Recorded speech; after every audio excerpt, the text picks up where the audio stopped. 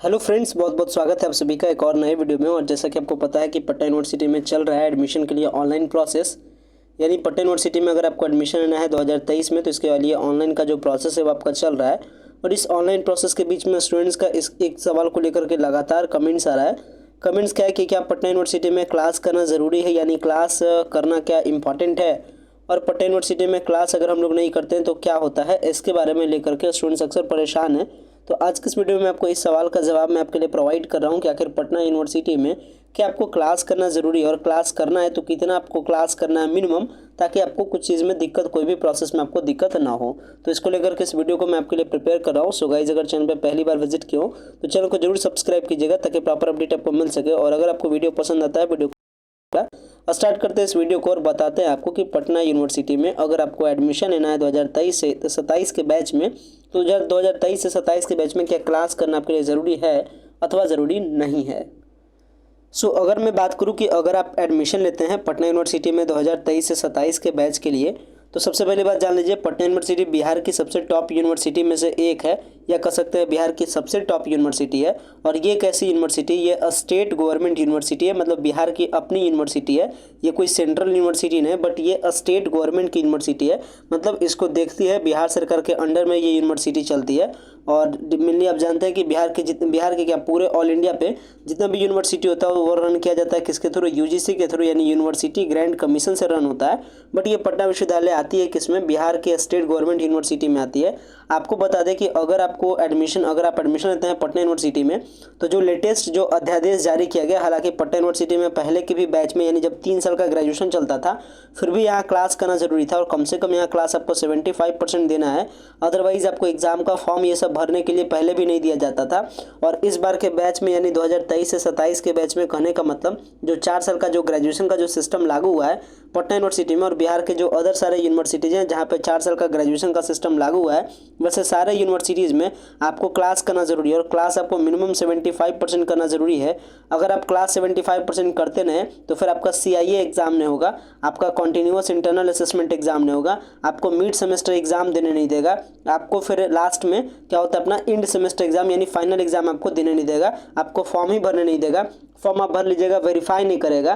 तो इसलिए कह सकते हैं कि अगर आप पटना यूनिवर्सिटी में अगर आप एडमिशन लेते हैं 2023 से 27 के बैच में, तो आपको हर हालत में 75% अटेंडेंस कंप्लीट करना है, अदरवाइज आपका एग्जाम का फॉर्म भरने नहीं दिया जाएगा। और साथ में आपको बता दें कि पटना यूनिवर्सिटी में 75% क्लासेस को कंप्लीट करने के लिए यहाँ पे हॉस्टल की फैसिलिटी भी अवेलेबल है। पटना यूनिवर्सिटी के जितने भी सारे कॉलेज है, सारे कॉलेज का अपना अपना हॉस्टल है। और इस बार जो हॉस्टल अलॉटमेंट का प्रोसेस है वो क्लास 12 के परसेंटेज में ही होगा। जैसे पिछले बार जो मतलब जब पटना यूनिवर्सिटी में इंट्रांस का टेस्ट होता था, तो हॉस्टल का जो अलॉटमेंट होता था वो होता था इंट्रांस में आप कितना नंबर लाते हैं उसके बेसिस पर। लेकिन इस बार चूंकि एडमिशन हो रहा है क्लास 12 के परसेंटेज पर, इसलिए इस बार जो हॉस्टल मिलेगा, हॉस्टल भी मिलेगा क्लास 12 के परसेंटेज में। तो कितना परसेंट होने पर हॉस्टल मिल जाएगा, और हॉस्टल को लेकर मैं सेपरेट वीडियोज़ लाऊंगा। लेकिन इस वीडियो के माध्यम से ये मैंने आपके लिए डिक्लेयर कर दिया कि अगर आप पटना यूनिवर्सिटी में एडमिशन लेते हैं तो फिर आपको क्लासेस करना हर हालत में ज़रूरी है। और मिनिमम आपको क्लासेस कितना करना है, 75%, यानी 25% आपके पास छूट है, यानी आप घर जा सकते हैं, जो भी करना रहे कर सकते हैं। क्लासेस नहीं अटेंड करते 25%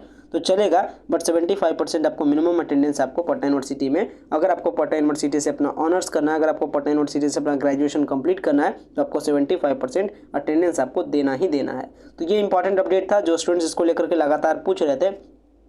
और इसको लेकर के पटना यूनिवर्सिटी अपने नोटिस में भी क्लियरली ये बात बता चुकी थी। हालांकि ये सब बातों को आप ध्यान दिए कि नहीं पता नहीं, लेकिन मैं आपको देखिए इंपॉर्टेंट लिंक वाले सेक्शन से दिखा देता हूँ आपको, जहाँ पे पटना यूनिवर्सिटी का जो एडमिशन का जो प्रोसेस चल रहा है, ये एडमिशन प्रोसेस का साइट है। और अगर आप इस साइट पे आते हैं तो साइट पे आने के बाद यहाँ पे लिखा ही गया है, click here for read ordinance and rules, यानी 4 साल का ग्रेजुएशन का क्या रूल्स एंड रेगुलेशन रहेगा। तो रूल्स एंड रेगुलेशन वाले PDF में, रूल्स एंड रेगुलेशन वाले कंटेंट में इसके बारे में डायरेक्टली मेंशन किया गया है कि अगर आपको 4 साल का ग्रेजुएशन का सिस्टम करना है तो भाई आपको क्लास 75% करना है। और देखिए मैं आपको दिखा देता हूँ कहाँ पे ये बात लिखा गया है, क्योंकि ये जो अपना PDF है बिहार के 4 साल ग्रेजुएशन सिस्टम का जो नियम कायदे कानून है, इस नियम कायदे कानून को बहुत ही सीरियसली मैंने पढ़ा है, और इसके बाद आपके लिए सारी चीज़ों को कलेक्ट करके मैं आपके लिए प्रोवाइड करता हूँ। और इसमें देखिए मैं आपको बता रहा हूँ क्लासेस के बारे में कहाँ दिखाया गया है, क्लासेस के बारे में कहाँ लिखा गया है, ये आप देख लीजिए। देख सकते हैं यहाँ पे जो नियम कायदे कानून है उसमें नियम या कह सकते हैं जो रूल नंबर 13 है, इस 13वीं रूल में लिखा गया है, a student who less than 75% attendance in any course paper will be required to repeat a particular course in the subsequent forthcoming examination by paying the proportionate fee of that semester per decision of the university.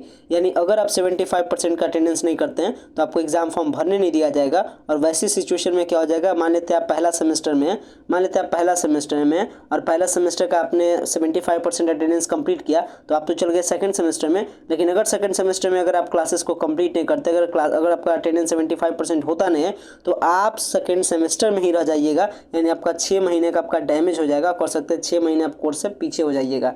इसलिए इस बात का proper ध्यान रखना है कि भाई अगर आपको पटना यूनिवर्सिटी में एडमिशन लेना है तो 75% आपको अटेंडेंस देना ही देना है। और ये अभी लेटेस्ट रूल भी है और पटना यूनिवर्सिटी की पहले से भी रूल थी। यानी पटना यूनिवर्सिटी में हम लोग जब ग्रेजुएशन किए थे उस टाइम हम लोग ने भी क्लासेस को अटेंड किया था 75%, और आपके लिए तो इसमें डायरेक्टली इसे रूल रेगुलेशन में ही लिख दिया गया है। यानी जब हम लोग क्लासेस को अटेंड करते थे तो हमारे HOD हमारे प्रोफेसर बताते थे कि 75% यहाँ अटेंडेंस कंप्लीट करना है। या जब हम लोग एडमिशन लेते थे तो एडमिशन के टाइम में एक हम लोग को दिया जाता था डिक्लेरेशन फॉर्म, और डिक्लेरेशन फॉर्म पर लिखा रहता था कि आपको 75% अटेंडेंस कंप्लीट करना है। और ये सब साइन करके हम लोग उस टाइम फॉर्म को जमा करते थे। यानी जब एडमिशन लेते थे उस टाइम पहले पटना यूनिवर्सिटी में फॉर्म मिलता था जिसमें यही सब रूल वगैरह होता था। मतलब अगर आपको पटना यूनिवर्सिटी में पढ़ना है तो ये सारे रूल एंड रेगुलेशन को आपको फॉलो करना है। लेकिन इस बार एडमिशन लेने से पहले ही बिहार के ये जो अपना अध्यादेश है, ये जो बिहार का ऑर्डिनेंस है, इसमें क्लासेस को लेकर के इस बातों को क्लियर कर दिया गया। तो ये आशा करता हूँ जो आपका सवाल था, ये सवाल का आपको जवाब मिल गया होगा और आपको भी क्लासेस कंप्लीट करना है 75%, और पटना यूनिवर्सिटी में क्लासेस को कंप्लीट करना है तो आपको सोचने की जरूरत नहीं है। यहाँ पे आपको हॉस्टल मिलेगा और मैं हॉस्टल के लिए बहुत जल्द सेपरेटेड वीडियो लाऊंगा कि हॉस्टल का अलॉटमेंट कैसे होगा, कितना परसेंटेज होगा तो आपको हॉस्टल मिल जाएगा। तो इसके लिए आपको ज़्यादा सोचना नहीं, ये सारा काम हमारा है और आपके लिए लगातार वीडियोज़ हम दे रहे हैं। बस आपका काम क्या है कि अगर आप चैनल पर पहली बार विजिट किए तो चैनल को सब्सक्राइब करें, साथ में बेल आइकन को प्रेस करके रखें ताकि जैसे मैं वीडियोज़ को अपलोड करूँ तो आपको प्रॉपर नोटिफिकेशन जा सके। और अगर आपके लिए इन्फॉर्मेटिव लगे तो आप वीडियो को लाइक कर सकते हैं। वीडियो को एंड करते हैं। Thanks a lot for watching this very important video.